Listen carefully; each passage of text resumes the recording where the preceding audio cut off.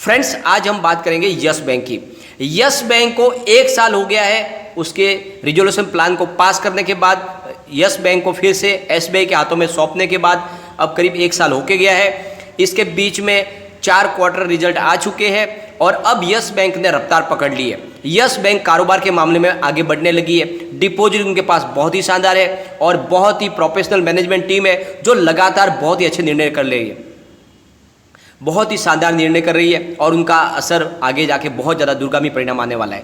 अगर yes bank के NPA को साइड में कर दिया जाए, जो उनकी पुरानी जो तकलीफ है उसको एक बार हटा दिया जाए, तो फिलहाल यस बैंक बहुत ही अच्छा कर रही है। उनका कारोबार लगातार बढ़ रहा है, डाइवर्सिफाई वो बिजनेस कर रहे हैं और बहुत ही अच्छे से अपने बैंक को संभाल रहे हैं, तो जिससे लग रहा है कि आने वाले समय में यस बैंक बहुत ज़्यादा कमाल दिखा सकती है। लेकिन बीच में आ रहा है एनपीए, तो उसको लेके, उसके निपटारे को लेकर भी बहुत बड़ी अपडेट निकल कर आई है, उसको हम डिस्कस करेंगे और इससे पता चल जाएगा आपको भी कि आने वाले समय में यस बैंक बहुत तेज़ी के साथ में आगे बढ़ेगा। फिलहाल भले इसकी प्राइस नीचे लगे आपको, लेकिन ये तेज़ी से बढ़ेगी। और ये जो गिरावट हुई, यानी पिछले दिनों जब इसने फंड रेजिंग की थी उसके बाद में इसकी प्राइस 15 के ऊपर चली गई थी, लेकिन उसके बाद फिर से प्राइस नीचे आ गई। तो इसके पीछे एक बहुत बड़ी वजह है, उस वजह को भी हम आज डिस्कस करेंगे क्यों ये प्राइस में गिरावट हुई। साथ में अब जो एनपीए का निपटारा किस तरह से होगा और कितना एनपीए है और इसका कौन से जो बड़े ग्रुप है जिनके अंदर बड़ा एनपीए है, वो सारी की सारी जो एनपीए की संभावना है किस तरह से खत्म हो सकती है, इस वीडियो के माध्यम से डिस्कस करेंगे और जानने की कोशिश करेंगे क्या यस बैंक के अच्छे दिन आ सकते हैं और यस बैंक के साथ जो तकलीफ है उनका अंत कब आएगा। लेकिन फ्रेंड, उससे पहले अगर आप पहली बार हमारे चैनल पे आए तो चैनल को सब्सक्राइब कर दीजिए। चलो फ्रेंड, वीडियो स्टार्ट करते हैं। मैं हूं आपका दोस्त एसबी दवे और हमारे अपने चैनल ऑनलाइन कमाई में आपका बहुत बहुत स्वागत है। फ्रेंड्स, बहुत सारे लोग यस बैंक से ऊब चुके। यस बैंक के अंदर जब भी प्राइस बढ़ती है उसके बाद में लगातार गिरावट होती है। ये गिरावट क्यों होती है? तो उस गिरावट के पीछे जो वजह है वो है बड़ी सेलिंग प्रेशर। तो जब आपको पता ही है, पिछले दिनों फंड रेजिंग हुई थी, उसके बाद में इसकी प्राइस काफ़ी अच्छी बढ़ गई थी, लेकिन उसके बाद में लगातार फिर नीचे आने लगा स्टॉक। तो उसके पीछे जो वजह है कि बड़े जो फंड हाउस जिन्होंने पहले इसमें निवेश किया हुआ है एफपीओ के माध्यम से, वो अब अपना प्रॉफिट बुक कर रहे हैं, क्योंकि उनकी जो प्राइस थी वो 12 रुपीज़ की थी। 12 रुपीज़ में उनको शेयर अलॉट किए गए थे, अब प्राइस 15 के आसपास मिल रही है, तो उनको अच्छा खासा प्रॉफिट मिल रहा है, तो वो अपना प्रॉफिट बुक कर रहे हैं। और जब बड़ी मात्रा में सेल के लिए जब शेयर आते हैं तो फिर प्राइस तो नीचे आनी है, लाजमी है, और इसी वजह से ये प्राइस नीचे आई।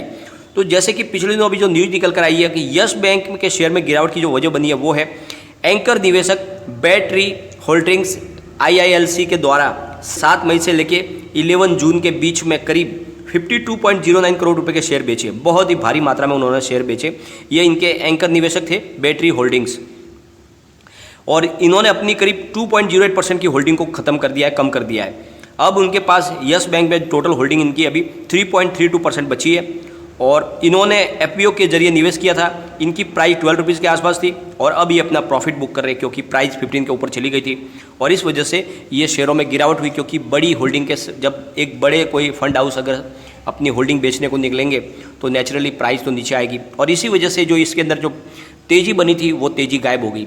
तो ये है इसकी खास वजह जिसकी वजह से यस बैंक की शेयर में गिरावट हुई। और लगातार यही होता है, जब इसकी तेज़ी बनती है तो बड़े फंड हाउस अपना प्रॉफिट बुक करने को आ जाते हैं और इस वजह से शेयर की प्राइस फिर नीचे आ जाती है। और तो एक बड़ी अपडेट है एनपीए को लेकर, उसको हम डिस्कस करेंगे, लेकिन उससे पहले एक बार आज फ्राइडे के कारोबार को डिस्कस कर लेते हैं। यस बैंक का स्टॉक फ्राइडे को 13.80 पर ओपन हुआ, हाई बनाई इसने 13.90 की, लेकिन फिर ये बहुत नीचे तक आ गया, यानी 13.45 तक आ गया, यानी इसने फिर से अपनी पुरानी वाली लेंथ को पकड़ लिया। बीच की सारी तेज़ी गायब हो गई, जो 15 के ऊपर स्टॉक पहुंच चुका था। एंड में जो क्लोजिंग आई वो थोड़ी अच्छी है, यानी 13.85 पर 0.73% अप पर क्लोजिंग दी है, तो पॉजिटिव क्लोजिंग आई है। ये एक अच्छी बात है, पॉजिटिव सिग्नल है, क्योंकि काफ़ी स्टॉक नीचे आ चुका था, लेकिन फिर से ये अपना 14 के पास पहुँचा है। एक बार वॉल्यूम को भी डिस्कस कर लेते हैं।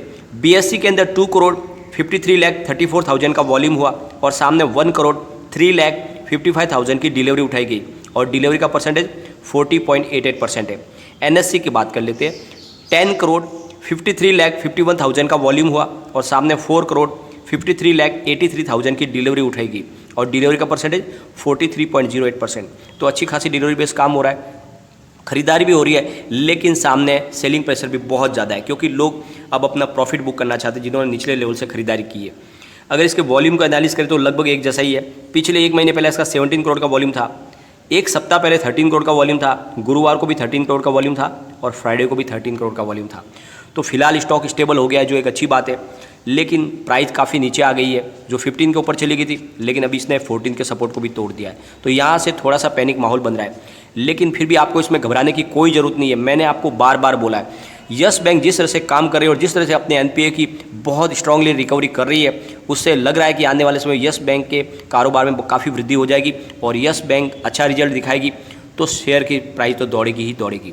तो अगर हम पीछे बैक में जाए तो जब यस बैंक डिफ़ॉल्ट कर गई थी, उसके बाद में यस बैंक के ऊपर करीब 34,000 करोड़ का रुपीज़ का 44 कंपनियों में बकाया था, जिसमें करीब काफ़ी रिकवरी इन्होंने कर ली है, यानी करीब 34,000 करोड़ रुपीज़ की इनकी पेंडिंग एनपीए था इनका मार्च महीने के बाद में जब यस बैंक को सौंपा गया एसबीआई के हाथों में, और टोटल 44 कंपनियों में इनका बकाया है। और जो बड़ा ग्रुप है वो है अनिल अंबानी ग्रुप, यानी 12,800 करोड़ रुपीज़ तो खाली अनिल अंबानी ग्रुप के अंदर फंसे हुए इनके, और जिसमें से काफ़ी अच्छी इन्होंने रिकवरी कर ली है। और सबसे अच्छी पॉजिटिव बात यह है कि अब अनिल अंबानी ने ठान लिया है कि वो अपने कारोबार को फिर से खड़ा करेंगे और इसलिए वो अपने पुराने कर्ज को पूरा चुकाएंगे। तो यहाँ से अब पूरी की पूरी संभावना बन गई है एनपीए की रिकवरी की। अनिल अंबानी की एक कोशिश की वजह से यस बैंक के कारोबार में 4 चांद लग सकते हैं, क्योंकि अब अनिल अंबानी अपना पूरा कर्ज चुकाएंगे। तो यहाँ से बड़े एनपीए की रिकवरी हो रही है, क्योंकि ये बड़े डिफॉल्टर है यस बैंक के अंदर। दूसरे इनके जो डिफॉल्टर है वो है एसएल ग्रुप, सुभाष चंद्रा का जी ग्रुप, जिनके ऊपर 8,400 करोड़ रुपीज़ का बड़ा बकाया है। तो ग्रुप अभी भी चल रहा है, कारोबार की गतिविधियाँ चल रही है, तो वहाँ से भी एनपीए की रिकवरी की पूरी संभावना है। और डीएचएफएल के अंदर से भी बड़ी पॉजिटिव न्यूज़ निकल कर आई है, क्योंकि डीएचएफएल के ऊपर इनका जो कर्ज है वो है 4,735 करोड़ रुपीज़ का। तो बड़े डिफॉल्टर डीएचएफएल भी है, लेकिन अब डीएचएफएल को पीरामल ग्रुप को सौंप दिया गया है और पीरामल ग्रुप ने काफ़ी नीचे बोली पर इसको जीता है। तो वहाँ से बहुत कम एनपीए की संभावना बन रही थी, लेकिन अब जो शेयर होल्डर है जिनकी डीलिस्टिंग कर दिया गया है डीएचएफएल ग्रुप को और उनकी जो शेयरों की वैल्यू को जीरो कर दिया गया है, तो अब वो सुप्रीम कोर्ट का रुख कर रहे हैं। सुप्रीम कोर्ट में जब मामला जाएगा तो जो शेयर होल्डर है उनका कहना है कि कंपनी का जो बकाया बहुत ज़्यादा है, तो ये 37,000 करोड़ में जो पीरामल ग्रुप को कंपनी सौंपी जा रही है उससे भी ज़्यादा रिकवरी बाकी है। दूसरी कंपनियों के अंदर उन्हें बहुत सारे लोगों को कर्ज बांटा हुआ है डीएचएफएल की तरफ से, अगर उसी की रिकवरी कर ली जाए तो बहुत ज़्यादा पैसे आने वाले हैं। तो मामला अब सुप्रीम कोर्ट में गया, वहाँ से अगर सुनवाई होती है, इसमें से रिकवरी की संभावना बन जाती है कर्ज वसूल करके, तो यस बैंक को बहुत ज़्यादा उनका कर्ज मिलने की संभावना बन रही है। और दूसरी तरफ अनिल अंबानी की कंपनी जो है वो अब लगातार अपने कर्ज को कम कर रही है। अनिल अंबानी ने लगातार अपने पुराने बकाया को चुकाने की उन्होंने बात कर दी है, क्योंकि वो धीरे धीरे अपने कर्ज मुक्त होना चाहते हैं। तो यहाँ से भी एक बड़ी अपडेट निकल कर आई है कि यस बैंक और एक्सिस बैंक ने मिलकर रिलायंस कैपिटल के ऊपर जो रेड फ्लैग था उसको हटा दिया है, क्योंकि दोनों बैंकों का करीब 1,575 करोड़ रुपीज़ का बकाया है रिलायंस कैपिटल के ऊपर।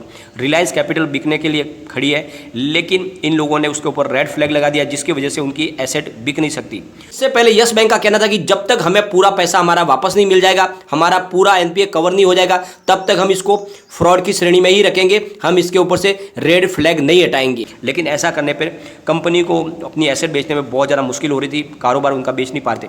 लेकिन अब जिस तरह से अनिल अंबानी पूरे जोश के साथ फिर से खड़े हो गए, तो यस बैंक को भी अब यकीन हो गया है कि यहाँ से एनपीए की रिकवरी हो सकती है, क्योंकि इससे पहले भी अनिल अंबानी ने अपना रिलायंस सेंटर जो इनका सांता क्रूज का जो हेडक्वार्टर था वो यस बैंक को सौंप दिया है 1200 करोड़ के एवज में, जिसकी वजह से रिलायंस इंफ्रास्ट्रक्चर के 1200 करोड़ रुपीज़ का एनपीए कम हो गया। तो अब यस बैंक को यकीन हो गया कि अनिल अंबानी हमारा जो एनपीए है वो चुका सकते हैं, इसलिए उन्होंने उस रेड फ्लैग को हटा दिया। एक्सिस बैंक के साथ मिलकर सामूहिक रूप से उस रेड फ्लैग को हटा दिया है। तो 1,575 करोड़ रुपीज़ का दोनों जॉइंटली इनका एनपीए है एक्सिस बैंक और यस बैंक का। तो उनको अभी संभावना बन चुकी है कि बहुत जल्दी हमारा पैसा मिल सकता है। अगर इनका एसेट बिकेगा रिलायंस कैपिटल का, तो वहाँ से हमारे एनपीए की रिकवरी हो जाएगी, क्योंकि अनिल अंबानी ने ठान लिया है कि सारा का सारा कर्ज चुका के अपनी कंपनियों को कर्ज मुक्त करना है और आगे कारोबार को बढ़ाना है। तो बहुत जल्द रिलायंस कैपिटल की एसेट बिक जाएगी, तो वहाँ से यस बैंक के बड़े एनपीए की रिकवरी होगी, और इसीलिए उन्होंने उस फ्रॉड के टैग को हटा दिया है, रेड फ्लैग को हटा दिया है रिलायंस कैपिटल के ऊपर, जिससे उनकी एसेट बहुत जल्द बिक जाएगी और पूरे के पूरे एनपीए की रिकवरी वहाँ से हो जाएगी। तो बहुत ज़्यादा पॉजिटिव न्यूज़ निकल के आ रही है यस बैंक के लिए, यानी लगातार अनिल अंबानी ग्रुप जितना मजबूत हो रहा वो यस बैंक के लिए फायदेमंद है, क्योंकि वो सबसे बड़े डिफॉल्टर है यस बैंक के अंदर। तो वहाँ से अगर पूरा एनपीए आता है तो यस बैंक की सेहत में बहुत जल्दी काफ़ी अच्छा सुधार हो सकता है। 12,800 करोड़ रुपये बहुत बड़ी अमाउंट होती है, तो इस अमाउंट को अगर यस बैंक के साथ में जुड़ जाती है तो यस बैंक काफ़ी अच्छी आगे तरक्की कर सकती है और आने वाले समय में प्राइवेट सेक्टर की बैंकों के अंदर टॉप 5 के बैंक के अंदर भी आ सकती है। तो फ्रेंड्स, सबसे बड़ी बात यह है कि अगर आपने यस बैंक में निवेश किया हुआ है तो मैंने आपको अब से नहीं कभी से लगातार बोला है, भले आप इस समय मेरी बात पे यकीन करो ना करो, लेकिन मैं आपको क्लियरली बोल रहा हूँ यस बैंक के शेयर की प्राइस फिर से 3 डिजिट में बहुत जल्द जाएगी।